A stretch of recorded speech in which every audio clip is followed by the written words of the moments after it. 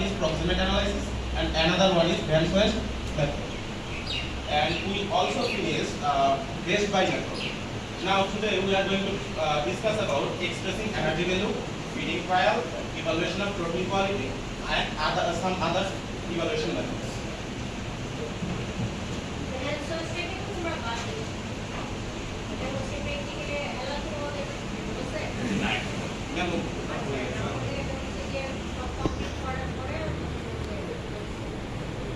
Just for remind, animal feed হলো animal প্রোডাকশনের সবচেয়ে বড় একটি অংশ। এর জন্য আমরা গুরুত্ব দিয়ে থাকি ফিড ইভালুয়েশনের।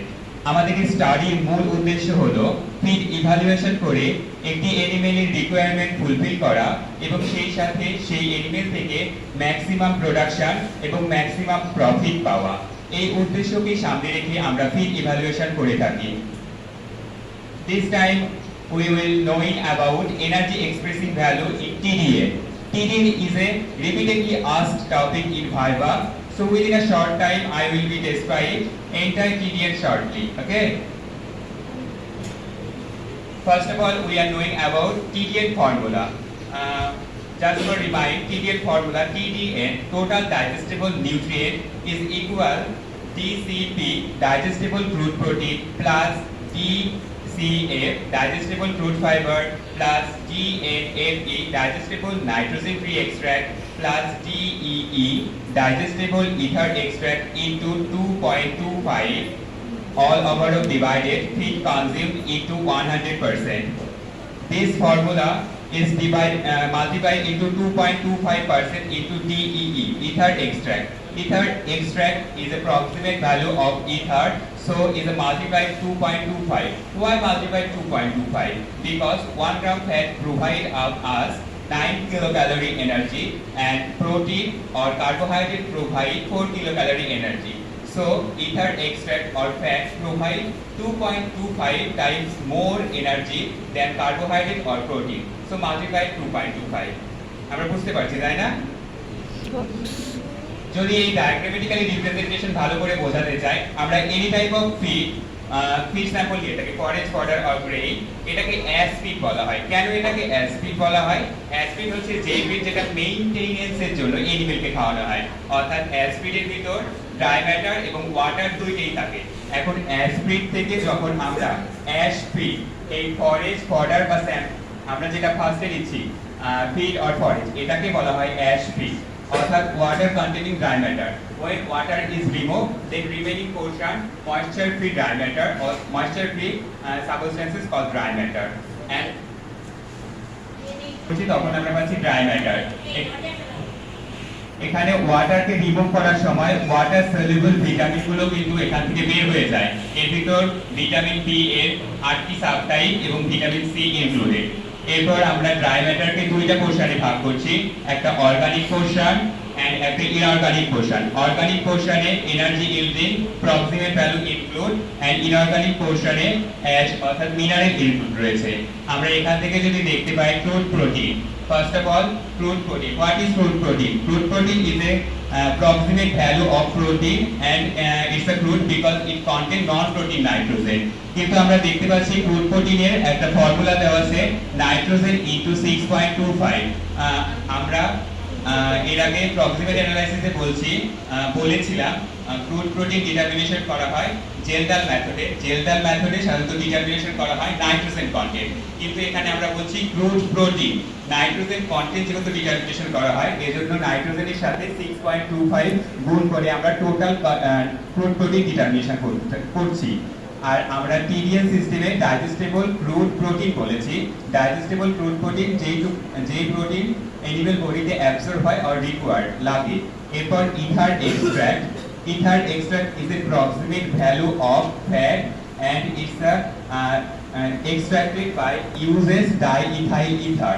এটা যদি একটু ডিটেইলসে বলতে চাই, ইথার এক্সট্রাক্ট কোন একটা ফ্যাট স্যাম্পলকে নেওয়া হয়, দিয়ে এটাকে ডাইইথাইল ইথারে সলিউবল করা হয়। ডাইইথাইল ইথার একটা নন পোলার সাবস্ট্যান্সেস এবং এর ভিতর কিছু লিপিড থাকে যেটা পোলার সাবস্ট্যান্সেস। সো ডাইইথাইল ইথারে ইথার সলিউবল সাবস্ট্যান্সেস গুলো lipid, chlorophyll, some pigment dissolve হয়ে যায়, তখন এই নন পোলার সাবস্ট্যান্সকে আলাদা করে নিয়ে ইভাপোরেট করার পর, ইভাপোরেট মানে বাষ্পায়ন করার পর যেটুকুনি থাকছে সেই অংশটুকুকে আমরা ইথার এক্সট্রাক্ট বা রিমেইনিং পোরশন বলছি, আর যেটুকুনি ডিসলভ হয়ে যাচ্ছে লিপিড পোরশন সেটা ডাইজেস্টেড পোরশন। আর ইথার এক্সট্রাক্ট পৃথক করা হয় সক্সলেক্স এক্সট্রাকশন প্রসিডিউরের মাধ্যমে। আমরা সক্সলেক্স এক্সট্রাকশন মেশিন হয়তো ইন্টারে দেখে থাকি। এরপর carbohydrate two types, nitrogen free extract and fruit fibre. Nitrogen free extract is a soluble portion of carbohydrate and also is a proximate value of carbohydrate, and it includes starch and sugar. Starch and sugar are also content of nutrient provided into animal body, and it's a not fibrous substances. And then crude fiber. Crude fiber is a proximate value of carbohydrate, and it's a not it's an insoluble of carbohydrate portion. It's include of cellulose, hemicellulose and lignin.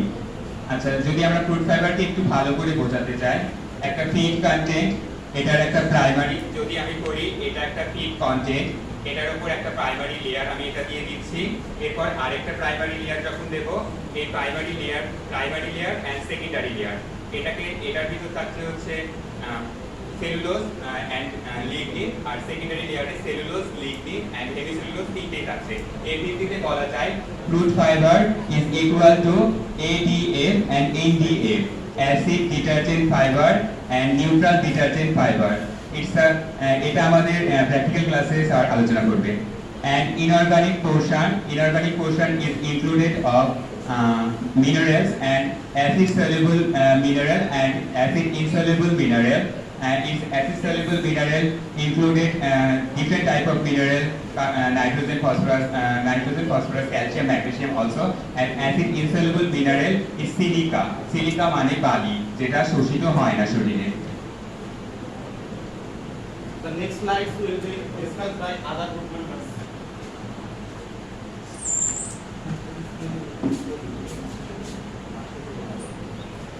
Naim Hussain. This is your sixth question. Now I am described about the calorie system. To measure the energy of calorie system, we use bomb calorimeter. So first of all, what is bomb calorimeter? Bomb calorimeter is a device which is used for the measure of heat that is produced combustion of sample.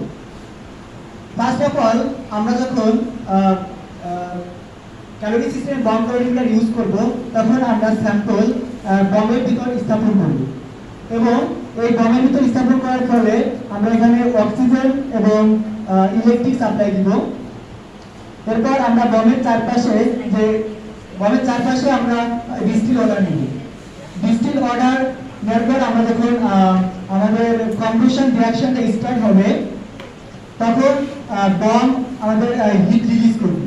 Hit release করার ফলে এখানে যে distil order আছে, সেই distil order আস্তে আস্তে উত্তপ্ত হবে, যার ফলে আমরা যে থার্মোমিটারটা নিব, এই থার্মোমিটারেও চাপগুলো ইনক্রিজ হবে এবং উপরে উঠবে। ফার্স্ট অফ অল আমরা যখন ডিস্টিল অর্ডারটা নিব, তখন আমরা থার্মোমিটারের পার্টটাকে চেক করে নিব যে কতটুকু আমাদের ওয়াটারের টেম্পারেচার ছিল। যখন এটা রিঅ্যাকশনটা শেষ হবে এবং থার্মোমিটারের লাস্ট যে পার্টটা থাকবে সেটাকে বলা হবে টার্মিনাল টেম্পারেচার, এবং ফার্স্টে আমরা যে পার্টটা নিব সেটা হবে ইনিশিয়াল টেম্পারেচার। সো এখানে আমাদের যে হিটটা প্রডিউস হবে, সেই হিটটা এভাবে সূত্রের মাধ্যমে ব্যাখ্যা করতে পারি যে Q = mc del T। এখানে L হচ্ছে mass of sample, C হচ্ছে specific temperature of sample, এবং del T হচ্ছে the terminal temperature minus initial temperature। Q = mc del T।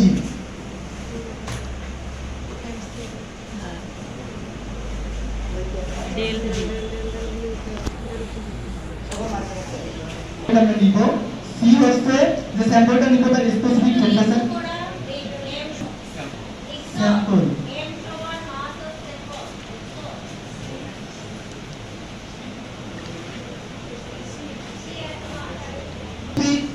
temperature of sample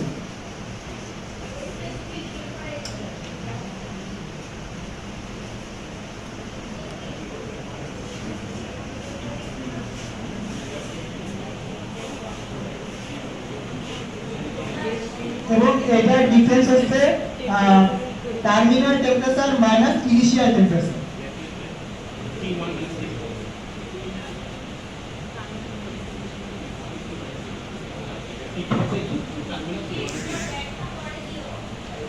হচ্ছে ক্যালোরি সিস্টেম এবং ক্যালোরিমিটার সিস্টেম এটা হচ্ছে সবথেকে অ্যাপ্রোপ্রিয়েট সিস্টেম অ্যাকুরেট যেটাকে বলা হয় is feeding trials.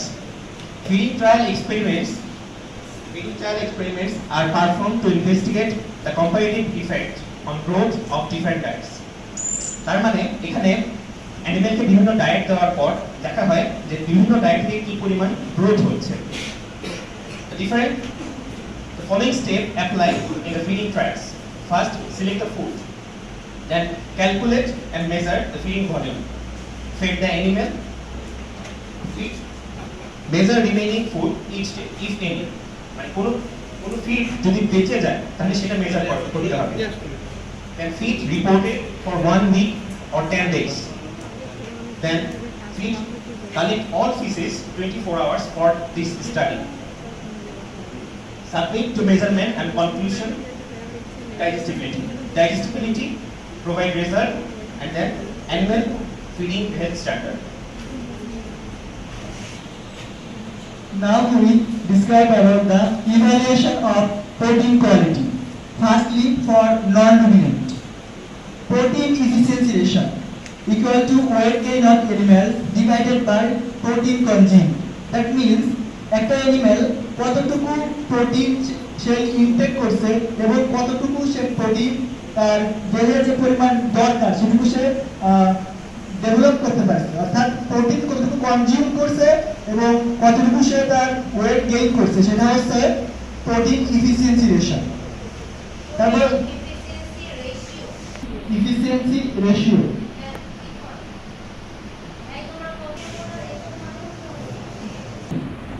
absorb nitrogen which is retained by the body. Biological value equals to nitrogen intake in protein সেখান থেকে বাদ দেওয়া হচ্ছে nitrogen excreted in feces and nitrogen excreted in urine divided by nitrogen intake in protein minus nitrogen excreted in feces and multiplied by 100.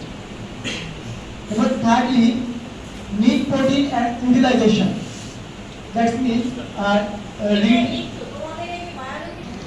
need protein utilization. এর মানে হচ্ছে একটা animal যতটুকু নাইট্রোজেন ইনটেক করবে সে তার দেহের কতটুকু নাইট্রোজেন ইউটিলাইজেশন করছে সেটাকে বলা হয় নিড প্রোটিন ইউটিলাইজেশন। তো আমরা সূত্রের মাধ্যমে বলতে পারি যে net protein utilization equal to retain nitrogen divided by intake nitrogen multiplied by 100. Now nitrogen balance. Nitrogen balance, total intake of nitrogen are similar to or equal to total outtake of nitrogen. Then need protein ratio equals to weight gain plus weight loss divided by weight of the protein intake. That means একটা animal যখন protein intake করছে তো তার body gain হতে পারে বা body লসও হতে পারে। সো এখানে রিজল্ট বলা হয়েছে যে weight gain plus weight loss that divided by weight of the protein intake. And food protein and true protein that are already described. This is Karishan Soti. Now discuss about the evaluation of protein quality for ruminants. Discuss about the evaluation of protein quality for ruminants. Digestible food protein basically আমরা যখন protein evaluation করি তখন আমরা বিভিন্ন মেথডের মাধ্যমে করি। এখানে আমরা ডাইজেশন ট্রায়াল মাধ্যমে আমরা করছি, সেখানে ডাইজেস্টিবল ফুড প্রোটিন আমরা এস্টিমেশন করছি। যেখানে digestible food protein equal to food protein into digestible coefficient. এখন ডাইজেস্টিবল কোএফিসিয়েন্ট বলতে আমরা কি বুঝি? এক্সপেক্ট করে সেটা বিয়োগফলকে যখন আমরা নিউট্রিয়েন্ট ইনটেক দ্বারা ভাগ করি সেই মানটাকে আমরা শতকরা অনুপাতে নিয়ে আলটিমেটলি ডাইজেস্টিবল কোএফিসিয়েন্টটা পেয়ে যাই। তো ডাইজেস্টিবল কোএফিসিয়েন্টের সাথে আমরা যখন ফুড প্রোটিন গুণ করি তখন আমরা আসলে ডাইজেস্টিবল ফুড প্রোটিনটা পাই আর কি, যেটা ডাইজেস্টিবল প্রোটিন। আরেকটা হলো আমাদের carbon nitrogen balance experiment. Carbon nitrogen balance experiment আরেকটা মেথড যেখানে আমরা একটা প্রাণী কতটুকু কার্বন কতটুকু নাইট্রোজেন সে কনজিউম করলো সেইটা আমরা আসলে বের করতে পারি এই পদ্ধতির মাধ্যমে। ম্যাথমেটিক্যাল ভ্যালুর সাহায্যে, এছাড়াও করতে পারি নাইট্রোজেন ব্যালেন্স এক্সপেরিমেন্টের মাধ্যমে। নাইট্রোজেন ব্যালেন্স এক্সপেরিমেন্টের মাধ্যমে ফ্যাট এবং প্রোটিন দুইটাই ডিটারমিনেশন করা যায়। আর biological value is the most accurate usable method of protein quality determination. কোশ্চেনে দুইটা পার্ট ছিল, অন্য কোনো ওয়েতে করা যায় কিনা? প্রথমত হচ্ছে হ্যাঁ করা যায়, তারপরে হলো এই দুটো বা আরো যায় কিনা। তুমি একটা আনসার দিয়েছো, একটা পার্টের আনসার দিতে পারো, তোমার নাম্বার কই? বসো, আরেকজন এনিওয়ান প্লিজ, মেয়েদের Why we use S and what nutrient we get from it.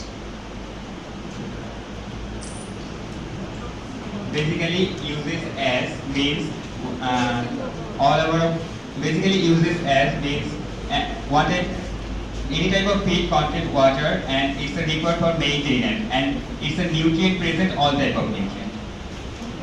Is a gross energy value present of ash feed.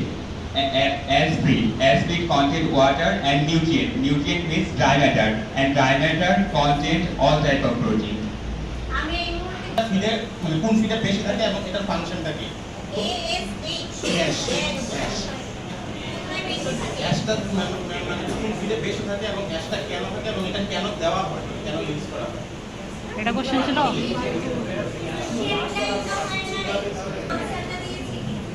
আমি as feed basically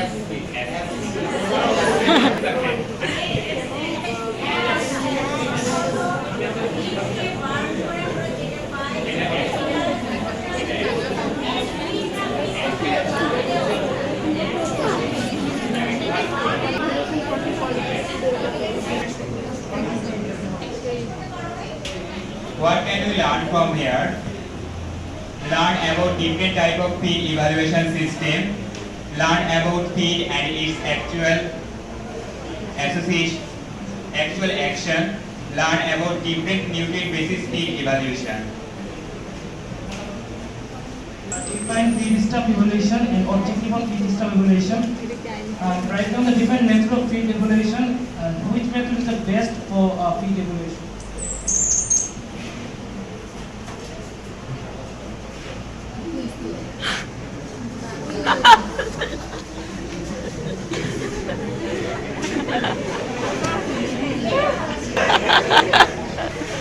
আমরা ভাবছিলাম প্রেজেন্টেশন একদিনে হবে শেষ, কিন্তু শেষ হয়ে হইল না শেষ।